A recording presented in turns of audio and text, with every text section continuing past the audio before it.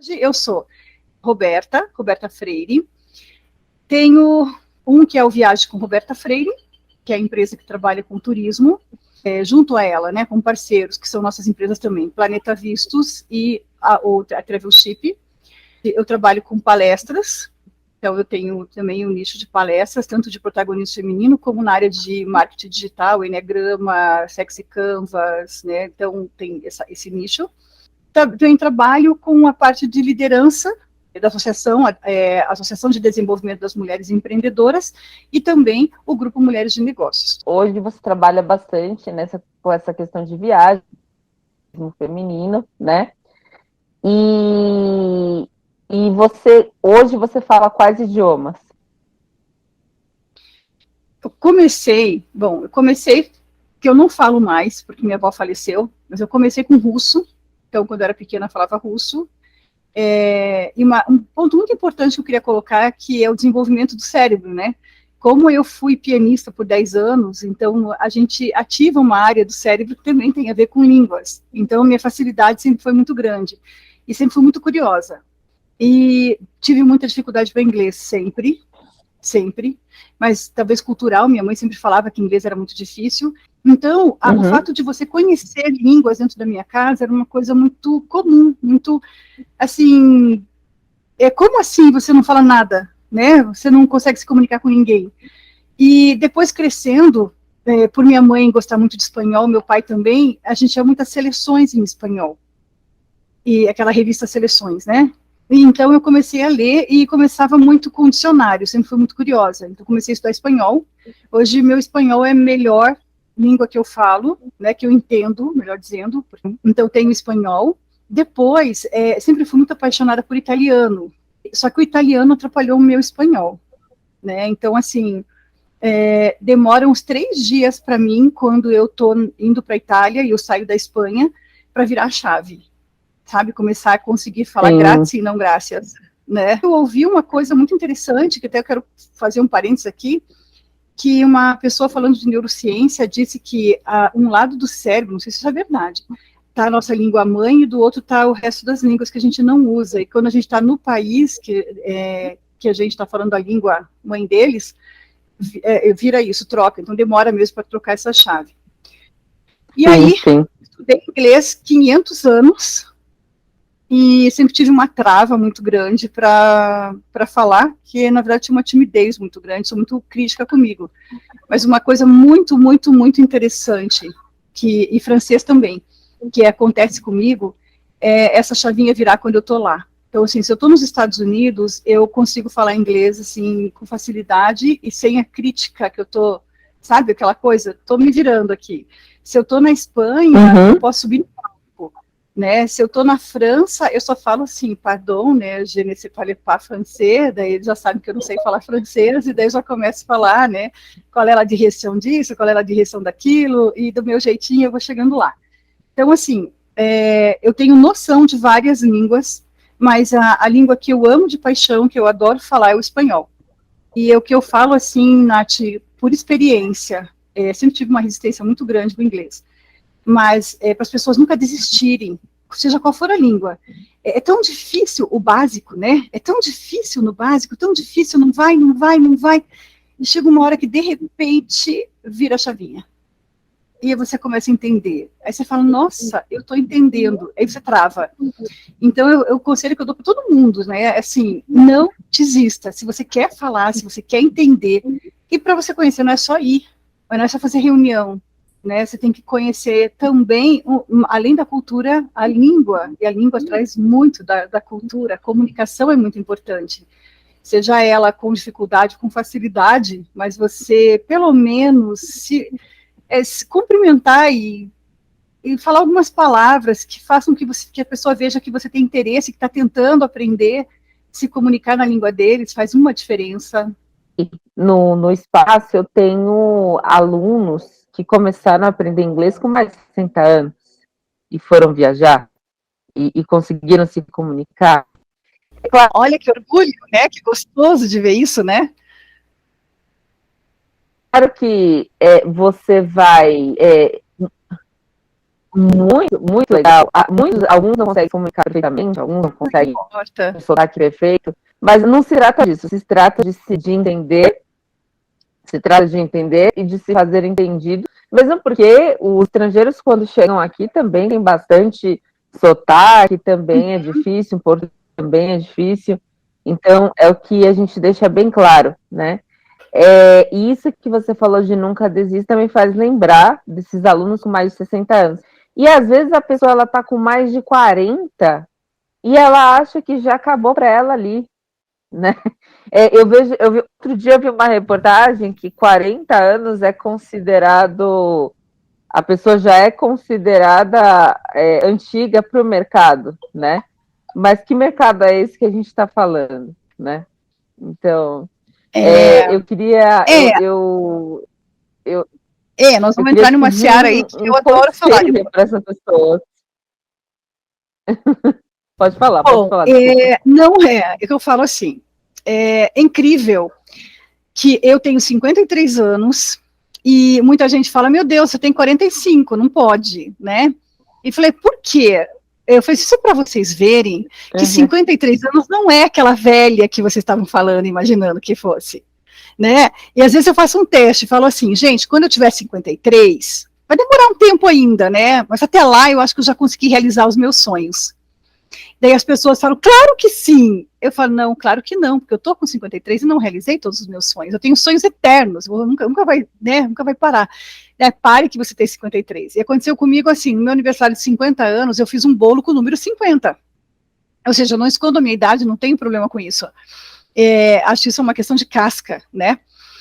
E aí, as pessoas falavam, de quem que é esse bolo? Eu falei, meu, tá, mas e por que 50? Eu falei, porque é a minha idade. Incrível, Nath, ninguém acreditava que eu tinha 50 anos. E aí, o que eu falo para as pessoas? Primeiro, a idade e a limitação, ela está no teu conhecimento. Eu sou uma pessoa que eu estudo o tempo inteiro. Eu leio muito, eu estudo muito, eu assisto. Acho que eu acompanho de madrugada. Eu acho que eu sou hiperativa, assim, durmo pouco. Mas não é, eu tenho sede de saber, eu adoro saber. Então, eu tenho 2 jovens em casa e eu estou pronta, eu sou de TI, né? Eu sou programadora, no caso, eu sou analista de sistemas, de formação. Então, eu sempre busquei saber as coisas. Hoje, eu estou me formando em marketing digital, porque era uma coisa que estava vindo muito em voga, eu queria entender. E eu não gosto de fazer cursinho, eu gosto de ter, sabe assim, de ter competência mesmo no assunto. E o cursinho, ele na área, não é cursinho não pejorativo, tá? Cursinho, que eu digo cursos rápidos. Eles trazem informação para quem já tem informação. Para quem é leigo que nem eu, preciso de um algo mais. Só que isso demanda tempo. E o que as pessoas mais velhas falam? Eu não vou fazer 3 anos de curso de inglês, eu não vou fazer 3 anos de faculdade. Meu bem, eu sinto muito lhe informar, os 3 anos vão passar, e você vai pensar daqui 3 anos que se tivesse começado lá atrás, estava terminando agora. Então, o que eu falo para as pessoas é assim, infelizmente, a visão de que os mais velhos não têm competência, não são capazes de acompanhar, é porque a grande maioria, na minha geração, não tinha acesso à informação, não tinha Google, não tinha internet, a internet de escada quando surgiu. Então, nós tivemos muito mais dificuldade para ter acesso à informação, para nos capacitarmos. Foi, sim, mais difícil. Foi muito mais penoso. Nós somos da época de pesquisar em livro, não existia internet. Nós fomos da época que a gente não podia conversar assim. Então, isso não quer dizer que a gente seja menos ou mais competente, né? A gente só teve que desenvolver diferente. E eu digo assim, se eu conseguir, Nath, ter essa noção que eu tenho de tudo hoje, e estar à frente a tanta coisa, é porque eu quis, porque eu determinei, porque eu foquei, porque eu fiz um planejamento para a minha vida. Então, é tudo uma questão de você querer, né? É de você querer. E o que eu digo para os mais jovens pensa com cuidado um pouco, sabe? Às vezes até a mãe que você tem em casa você não conhece. Você não conhece a competência que ela tem, você não conhece o quanto ela é boa, porque você já tem um preconceito formado sobre pessoas de 50 anos. E aí eu digo para vocês, menininhas de 30, cheguei, né? Deixa que eu cuido dessa parte aí, que vocês têm que cuidar dos filhos de vocês têm que cuidar da carreira de vocês têm que fazer pós-graduação, MBA. já fiz tudo isso, eu estou pronta para cuidar agora, pode deixar para mim, tá bom? Essa é a visão de 50 anos, nós estamos prontas, maduras e com conhecimento. Não que você de 30 não tenha, mas você tem tanto ainda para fazer, vai fazer. Vai, sabe, não pega uma responsabilidade gigante para você agora. Vai estudar, vai se capacitar, cria uma estratégia, uma gestão de carreira. E chega lá, quando você chegar com 50 anos, com orgulho de você e num posto lá em cima, do jeito que você queria. Mas vai viver, e não esquece de viver. Aqui, como um espaço de ensino de idiomas, a gente olha a quantidade de escolas bilíngues que estão surgindo. Então, assim, esta molecada, criançada, tende a estar muito bem no mercado daqui a alguns anos relacionado ao inglês, penso eu, né? Mas, em contrapartida, a gente tem um mercado de adultos que já são formadas, que não tiveram um ensino de base assim tão forte, e o empreendedorismo, né? As pessoas que empreendem, que não necessariamente tiveram uma base, né, boa de ensino de idiomas, mas têm um talento muito grande para alguma coisa, querem expandir para fora, querem mostrar para outros países, e não conseguem. É como se fosse uma barreira. E eu queria saber como que você vê tudo isso. Eu vejo com grandes possibilidades para o futuro. E vou te dizer assim, a língua portuguesa está crescendo muito ao redor do mundo, muito mesmo, né? Os brasileiros, eles são os maiores empreendedores do mundo. Então, muitas pessoas, elas se comunicam em portunhol conosco. Eles começam a aprender, principalmente o português do Rio de Janeiro, né? Vem um português carioca falar com a gente, né? E, então, existe sim, ok, tem um monte de gente tentando fazer negócio conosco aqui em português, perfeito. Só que o teu objetivo não é que ele faça negócio com você, é que você fazer negócios lá fora, é você internacionalizar a sua marca, o seu serviço. Hoje, Nath, a gente tem N possibilidades com essa questão da pandemia, com a questão de estarmos como nós duas conversando aqui, que não é presencial, a gente cresceu de uma forma absurda, as possibilidades são imensas, e desde da área de holística, terapias, até mesmo você levar uma marca para fora. Então, por que eu estou falando isso para você? Porque, ok, eu vou escolher Portugal para eu empreender, porque é em língua portuguesa, já começa uma limitação. Então, ok, primeira regra, você conhecer dentro do mercado da União Europeia, você entrar em Portugal, perfeito. Você vai conseguir pessoas que falam em português, você vai conseguir levar a sua marca, você vai conseguir entender um pouco de tributos, de como que você comercializa, como que você exporta, quais são as dificuldades que você tem, pessoas que vão retirar a carga lá e tudo mais, essas coisas. Você vai aprender. Só que você vai continuar tendo limitações.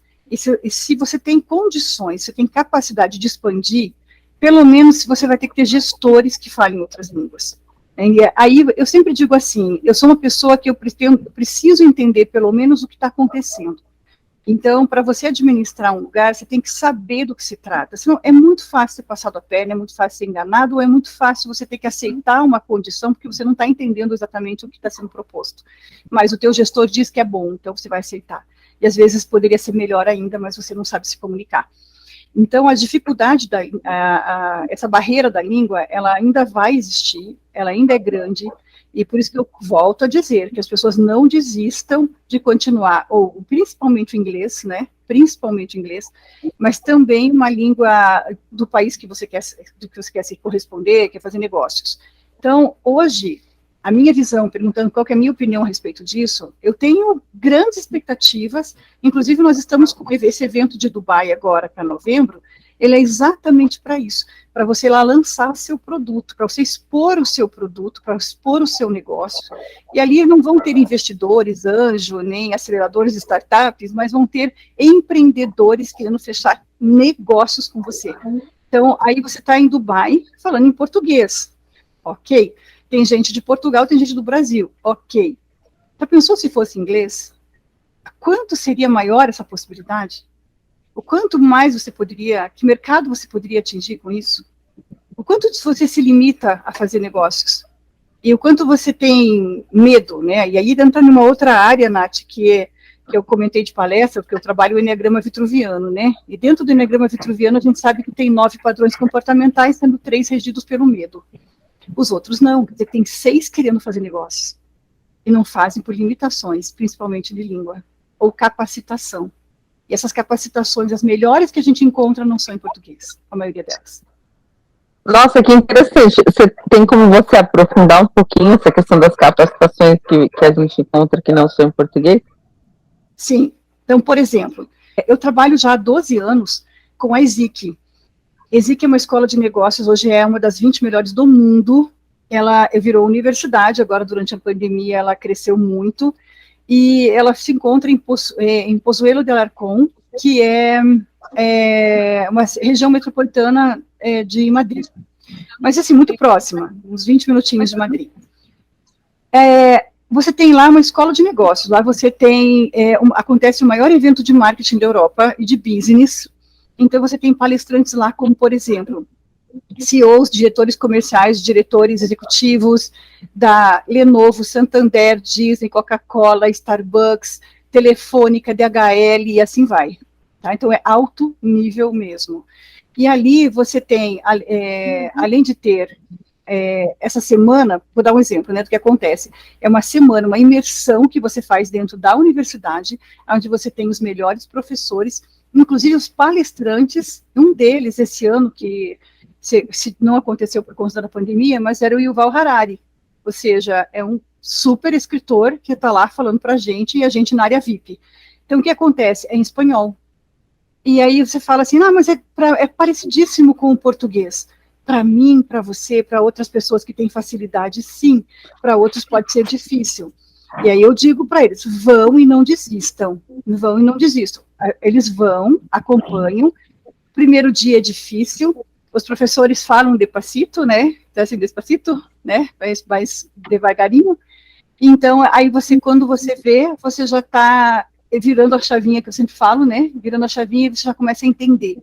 Aí você faz uma imersão tão completa ali em conteúdos novos, conteúdos que acabaram de ser lançados, lançamento de métodos, de produtos que você aprende ali, a HP lançando um supercomputador, um super scanner 3D, impressora 3D diferente, e aí você acompanha todo esse processo, porque você consegue virar a chavinha e entender o espanhol. E aí, quando você vira essa chavinha, é tão engraçado, Nath, que quando você volta para o Brasil, você não consegue contar para as pessoas de imediato, em português, aquilo que você aprendeu lá. Porque na tua cabeça, você já fixou aquilo em espanhol. Olha que interessante. Né? Entonces, né? Entonces, é um método. Aí, quando eu falo que esse é um dos melhores cursos que tem para se fazer na Europa, além disso, a gente tem vários outros que são Vale do Silício. Né, você tem muita coisa para fazer ali, você pode assistir palestra em Stanford, você pode ir em Berkeley, você pode fazer os cursos de Harvard, que tem N cursos sendo oferecidos, de excelente qualidade, tem N capacitações que são feitas na Faculdade da Flórida, e você não consegue acompanhar porque você não tem o mínimo do inglês. Então, quantas coisas você perde, você se limita a fazer os cursos oferecidos no Brasil, não são ruins, nós temos empresas muito boas aqui, muito boas, só que a gente fica na visão brasileira, né? A gente não consegue sair na visão mundial da coisa, eu não consigo entender a cultura da Europa, dos Estados Unidos, a cultura da China, da cultura do Japão, em relação a isso, aquilo, a um tema, eu fico restrita ouvindo aquilo que o professor que foi está me contando, quando eu poderia ter ido. Como que você vai ser gestor de uma multinacional se você não conhece a cultura da empresa lá fora mesmo, em loco, né? Você tem que conhecer. E para você conhecer, não é só ir, não é só fazer reunião, né? Você tem que conhecer também, além da cultura, a língua, e a língua traz muito da cultura, a comunicação é muito importante.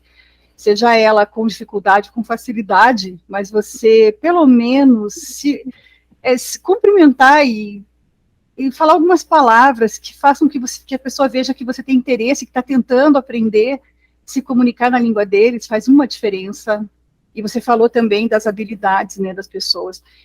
Hoje é muito, muito, muito desenvolvido e pedido as coisas das hard skills, né? Muito, muito, muito solicitado isso, você desenvolver isso e tudo mais.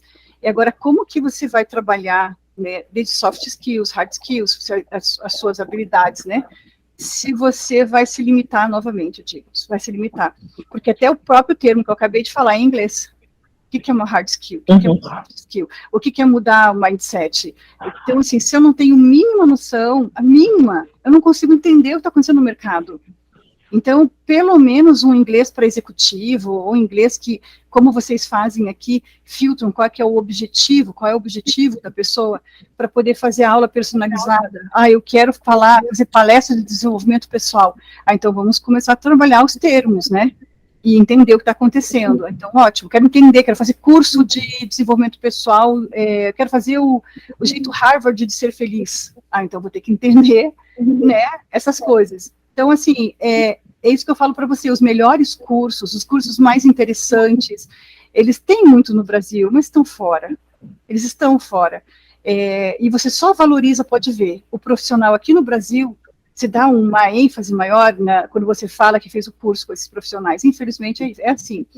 Mas nós temos, como eu volto a dizer, nós temos excelentes empresas aqui, vou dizer novamente da ISIC, como essa questão da ISIC ser aqui uma filial e não matriz, né? Então, novamente digo, a matriz está lá fora, né? Então, inclusive, você pode fazer uma faculdade de sanduíche, né, que a gente chama, você cursar o início da faculdade aqui, no meio você vai para Madrid, você volta a terminar aqui, tem dupla certificação. E assim acontece com universidades americanas. Mas como se você não fala? Sim, é muito interessante, né? Todas essas oportunidades que antes parece que a gente não tinha, ou de repente a gente tinha e não tinha conhecimento, né? Que agora a gente tem. E eu vejo o quão é importante, ainda mais num cenário onde tantas coisas vêm acontecendo, o quão é importante você estar conectada ao mundo, né? Não só que tudo que acontece no mundo vai influenciar em tudo. Sobre o empreendedorismo feminino, né, especificamente, que eu sou super fã dessa questão, você chegou a ver a vida das pessoas mudarem depois dessas viagens, enfim? Sim, olha que pergunta interessante. Eu vou fixar na ISIC, que é minha parceira há 12 anos e que é onde eu posso fazer estudo de caso, porque eu acompanho há 12 anos e mudou a minha vida, né? A minha forma de trabalho mudou. Para eu te dar um exemplo, quantas pessoas voltaram desses cursos em uma semana, hein? Uma semana de imersão. Muda o mindset da pessoa, né? Muda a forma a vontade de querer fazer, de ver coisas diferentes e novas lá fora e falar, gente, eu preciso fazer isso na minha empresa. E a grande maioria recebe aumento salarial. A grande. Se não for uma promoção, ao menos um aumento de salário eles têm. Por quê? Aí eu te digo assim, mas Roberta, o euro está alto, né? Para a gente fazer um curso desses deve ser muito caro, a gente com o euro assim não vale a pena. Vale a pena. E aí eu tenho uma frase que eu sempre uso que é assim, se está caro e é difícil, é agora que você tem que ir, porque vira um diferencial no teu currículo. A hora que for fácil para todo mundo, já virou uma obrigação para você, já não é mais um diferencial. Você tem que ter no teu currículo, só que você vai ter muito tempo depois que os outros já têm. Né? E um curso desse não é caro. É caro em algumas universidades brasileiras, infelizmente, Nath, aqui no Brasil a cultura de ganhar dinheiro em cima de coisas é muito alta, muito grande, né? O valor é muito alto e muito comum você querer enriquecer facilmente, né? Ou cobrar muito caro por uma coisa. E eu trabalho de uma forma com parceiros que são maravilhosos, justamente para a gente proporcionar isso. E no empreendedorismo feminino, não é só a questão de mudar salário e promoção. A maior questão mesmo é a cabeça. Assim, Nath, é incrível, incrível. Não gosto dessa palavra, tá? Mas é o empoderamento que dá. Não é só para mulheres. As mulheres, sim, porque nós estamos falando de empreendedorismo feminino. Mas nessas viagens, um não sabe quem é o outro, o que o outro é, o que o outro faz, até chegar lá. Então a gente sai de tênis, moletom, anda de bicicleta, faz bagunça, vai no parque, toma cerveja, toma vinho junto, faz uma noite de queijo e vinho no quarto de alguém, porque no lobby do hotel a gente já é expulso pela bagunça. Então, aí de repente, um é presidente de uma empresa e o outro sonhava em entrar naquela empresa e fala, cara, eu não acredito que você é o presidente daquela empresa, cara, eu fiz faculdade por tua causa, sabe assim, eu sempre quis estar naquele lugar e tal. Então essa troca de experiência é muito legal. Isso muda muito a vida. Você conhece pessoas, você troca nessas informações. E esse é o verdadeiro network. Esse não é fazer negócio, esse é um networking mesmo. É aquele que você cria um grupo e você vira uma fraternidade. Porque só tem nós no mundo. A sensação que a gente tem é que o resto não existe, são só figurantes. E só tem a gente ali no mundo e a gente está juntos, a gente é parceiro. Tem até uma brincadeira que a gente faz, é feio falar isso, mas eu vou contar, que é assim, não vou falar em que língua, tá? Mas eu ensino para eles umas frasezinhas que a gente, quando vai atravessar a rua no lugar errado, se precisar correndo, assim, a gente fala em outra língua, não vou falar em qual, mas a gente fala em outra língua para a gente fingir que não é brasileiro, sabe? Como quem diz assim, quem está fazendo caca aqui não é brasileiro, tá? Essa é outra língua. Então a gente brinca assim, e a mudança de vida das mulheres, ela vem primeiro pelo empoderamento, a coragem que ela tomou a decisão de fazer uma coisa, de fazer esse investimento, a necessidade de ter retorno desse investimento, e aí você fala da liberdade feminina, e a liberdade financeira, né, feminina, ela só vem com a capacitação, ela só vem quando você se sente segura daquilo que você faz, que isso é realmente o correto. A mulher, ela é muito certinha, ela tem um perfil muito mãe, né? Aquela coisa muito de eu tenho que acordar, tenho que fazer o café da manhã, ela é muito metódica, a mulher. Claro que muitas mas se a pessoa for observar, muitas delas que não fazem, que não têm disciplina, elas procrastinam. Deve falar, eu tomo café a hora que eu quiser. Não, você não toma café a hora que você quiser. Você tem preguiça de ser disciplinada. Então, por isso que você faz assim. Então, quando elas vão e cumprem essa jornada toda de uma semana, e ela tem a parte turística, e elas têm a questão a prova social de que elas foram no lugar, né, que elas conhecem, que elas foram para fora do país, e às vezes é a primeira vez. Aí um detalhe, a gente sempre oferece uma extensão a preço de custo. O que é essa extensão? Por exemplo, nós vamos fazer uma passagem para ir para Madrid com Air France, então nós vamos passar por Paris na volta.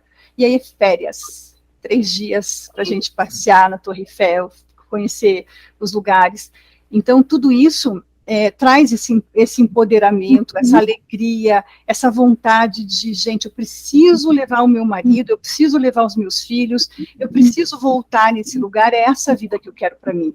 Então, dá uma vontade de você fazer mais. E isso muda realmente a vida da pessoa. E o que eu ia te perguntar também, por exemplo, você me falou das oportunidades que tem de empreender em outros países, do conhecimento que você adquire com cursos, né? E também tem o contrário, por exemplo, assim, de às vezes alguns empreendedores brasileiros chegarem em outros países e falarem, poxa, aqui está faltando isso e a gente podia trazer isso para cá. Você vê muito isso acontecer? Muito, muito. A gente tem uma visão errada de que lá fora é melhor que aqui. Muitas vezes, quando você já tem a noção, já tem um conhecimento, e você chega lá fora para fazer negócios, você vê que não é bem assim. Então, a não ser que sejam multinacionais e tudo mais, mas tem muito empreendedor precisando se capacitar lá fora, muito. E nós somos muito bons, Nath, o Brasil é muito bom, o Brasil é bom no empreender. O problema que nós temos aqui é uma questão mesmo tributária, né? A gente está falando de pagamento de impostos, a gente não tem muito incentivo em relação a isso. Então, por exemplo, a mulher fica desempregada, ela tem que cuidar dos filhos, ela acaba empreendendo de forma informal, então demorou muito tempo para criarem a MEI, né? Para poder empreender de forma individual ali, sem pagar tanto por isso. Então, quantas vezes quebraram empresas porque elas não conseguiam dar nota fiscal, porque elas não tinham essa capacidade, não tinham esse CNPJ, que eram informais e não valia a pena pagar contador e pagar todos os encargos. Aí o brigadeiro que ela produzia ficava mais caro do que, né, o do vizinho ou de alguém que fazia ali, e acabou perdendo o negócio. Mas lá fora acontece muito isso. Então, a gente tem uma comunidade brasileira muito grande lá fora, e essa comunidade é empreendedora informal, sim, né, trabalha de forma informal. Só que tem países, por exemplo, como Portugal, ele oportuniza muito a formalização disso, que existe o CNPJ português, que você pode abrir o seu NIF, que é o seu CPF, lá, tem N advogados que ajudam a fazer isso. Você abrindo o seu NIF, você pode abrir um ofício, esqueci o nome que se fala em português de Portugal, mas é como se fosse uma atividade, o nome é atividade. Então, eu vou lá no e-empresas, ao invés de abrir uma empresa mesmo grande, que eu tenho que pagar seguro social, pagar contabilista, que é o contador, né, deles, eu vou abrir uma atividade. Essa atividade, eu vou ficar 2 anos trabalhando com ela, depois eu renovo e tal. No final dos 5 anos, eu posso aplicar para minha cidadania, para minha residência permanente. E aí, minha cidadania. Então, assim, existe uma forma de eu formalizar a minha estada dentro da comunidade europeia, através de Portugal. E isso é uma das coisas que dá para fazer. Agora, o fato de você achar pessoas piores que você lá fora, ou com mais dificuldades que você, sim, você vai encontrar. Por isso que a maior parte da Europa contrata, principalmente na área de marketing, publicidade, pessoal de Madrid, especificamente, que assim, referência, e o pessoal do Brasil. Encontrei vários brasileiros trabalhando nessa área, e em TI, bastante em TI.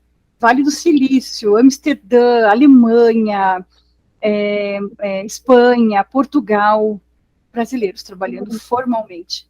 Olha que legal. Olha que interessante, né?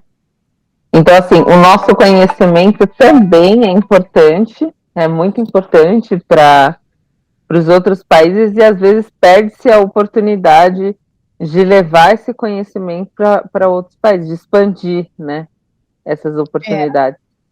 O cara é bom, mas ele não se comunica na outra língua, então às vezes ele não consegue sair daqui por conta dessa questão da limitação da língua mesmo, né? Da limitação da parte de comunicação mesmo. É uma pena, né? É uma pena que a gente tenha um inglês muito fraco nas escolas públicas, falta de acesso a isso, falta de projetos, né? Uma das coisas bem importantes de colocar aqui, até nessa conversa que a gente está falando tanto de empreendedorismo, é que a partir desse ano, já foi uma lei de 2018, mas ela não conseguiu ser implementada porque veio a pandemia, e agora em 2022 virou lei para todos os colégios, né, de ensino médio, que o MEC, ele está exigindo que os colégios trabalhem mais 1.200 horas no ensino médio. Não sei como nem aonde vão caber essas 1.200 horas, eles estão se adequando a isso, só que do que são essas 1.200 horas? Você pode dividir como você quiser, mas principalmente empreendedorismo, criatividade, investigação científica, intervenção e moderação sociocultural. Ou seja, a gente vai ter uma mudança absurda daqui a alguns anos, assim como teve, Nath, quando eu era professora, mais ou menos 20 anos, e mudou a média, que era 7 para 5.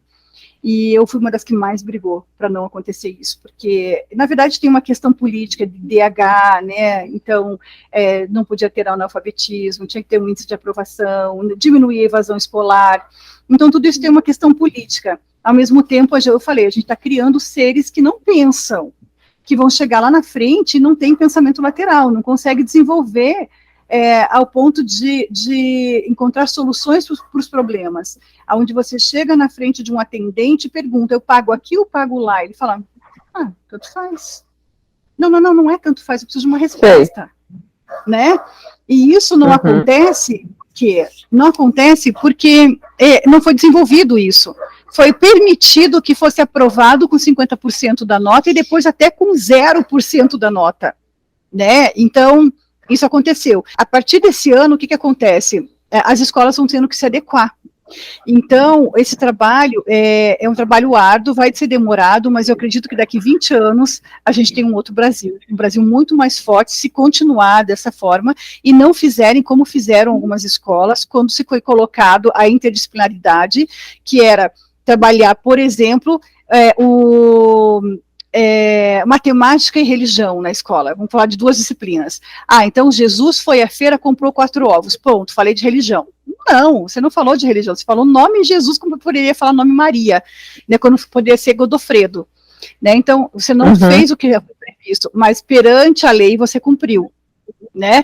Então, esse projeto ele é muito importante e a gente está trabalhando também, Nath, uma coisa que eu tenho muito orgulho, que dentro da For Heroes, né, que é a empresa que a gente faz o desenvolvimento do empreendedorismo jovem, a gente trabalha junto a escolas e a gente está com o projeto para capacitação de professores.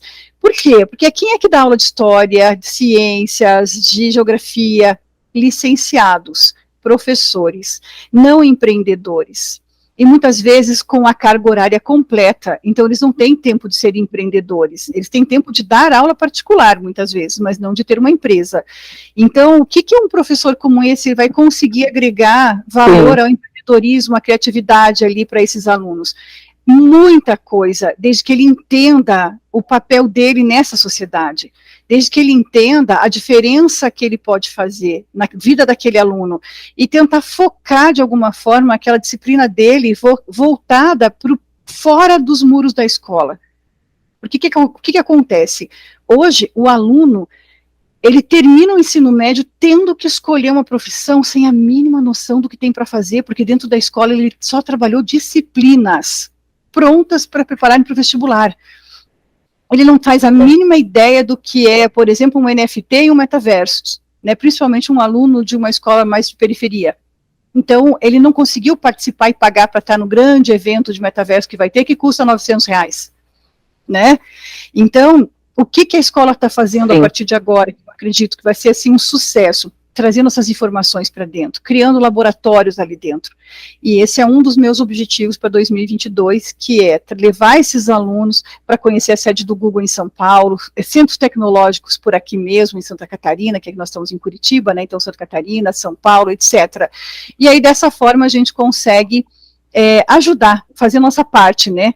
Como diz a Luísa Helena Trajano, do Mulheres do Brasil, que é um grupo que eu tenho orgulho também de fazer parte, ela fala assim, que ela odeia quando vê alguém falando mal de política do Brasil. Ela pergunta, tudo bem, ninguém está fazendo nada, e você está fazendo o quê, além de reclamar? Mais ou menos assim que ela diz. Qual que é a tua parte nessa jornada toda que todo mundo está passando? O que você faz? Você faz doação? Você coloca na conta de luz uma entidade lá, uma assistencial que você ajuda? O que você faz? Qual que é a tua parte na sociedade? Que nós, como cidadãos, né, precisamos fazer a nossa parte. A gente tem que fazer alguma coisa. Resumindo, acredito muito no empreendedorismo. Os adultos, eles não têm essa possibilidade, eles infelizmente são aqueles que entraram na faculdade e saíram muitas vezes sem nem saber se era o que eles queriam, e aí muitas vezes se batem no mercado de trabalho. Acaba não tendo espaço para todo mundo, né, e eu já ouvi essa frase antes, né, e concordo com ela de que empreender liberta, né, porque às vezes você tem um talento, como eu já falei, uma expertise, alguma coisa que não se encaixa na caixinha de alguma corporação grande, e é alguma coisa que você mesmo está criando e que você mesmo deve criar e que você tem que seguir com aquilo. Então, eu acho muito legal de que empreender liberta, tanto para o feminino quanto para o masculino, para todo mundo, né, nesse mundo que é tão diverso.